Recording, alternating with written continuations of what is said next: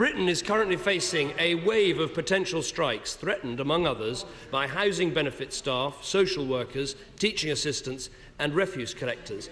With this in mind, will the Prime Minister rule out categorically any further changes that would weaken in any way the trade union laws introduced by past Conservative governments?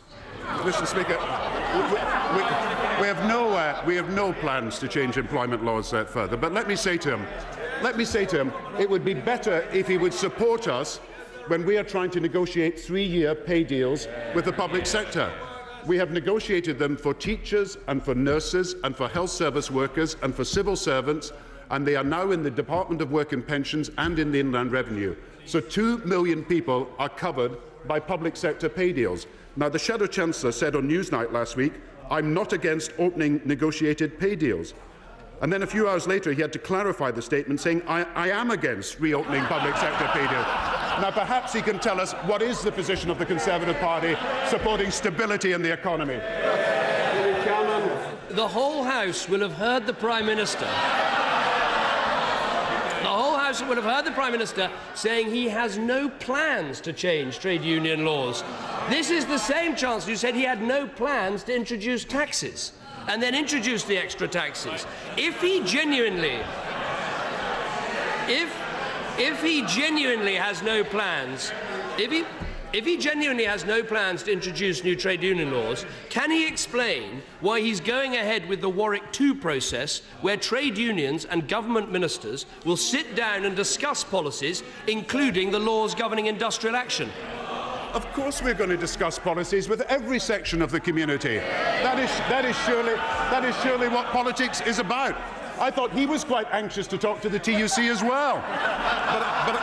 But I come back to this point. Is the Conservative Party supporting our 3-year public sector pay deals? They are unique. They're a barrier against inflation. They give us stability for the future.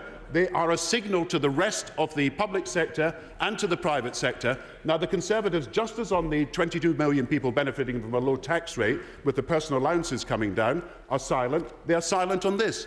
They should tell us whether they support economic stability, low inflation and low interest rates, which is what this will help achieve.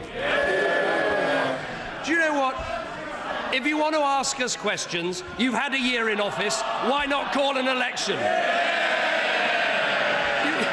You said you needed more time to set out your vision. I think we've had a year. Why not bring on the election? Is the Prime Minister really telling us that his ministers are going to sit down with the people who provide 92% of the governing party's income and there'll be no mention of trade union laws? Isn't it the case that trade union leaders look at this Prime Minister and just see weakness? Tony Blair, remember him? Tony Blair said, "I have not created new Labour to see a Labour government give away power to the unions. You cannot go back," he said, "to the situation where 90% of the funding is provided by the trade unions." Isn't that exactly what's happened? We got a bankrupt Labour Party, it's in hot to the unions, and we got a wave of strikes threatened. As he lurches to the left, shouldn't we all conclude that New Labour is dead and buried? The same old Tory party. They can't even talk to the trade union. Let me say, we have made the big decisions in the last year about the future of the country. Nuclear power, we decided, they ducked it. Airport expansion, we're deciding, they ducked it. 3 million houses, we're deciding, they've ducked it. And on planning today, we're deciding, and once again, they're ducking it. Now, Mr. Speaker, his year started with the indecision over grammar schools and has ended with him losing his shadow Home Secretary. And for him, politics is just show business. It's devoid of substance. It's opposition for opposition's sake. You can get by without substance some of the time. You can't get by without substance all of the time.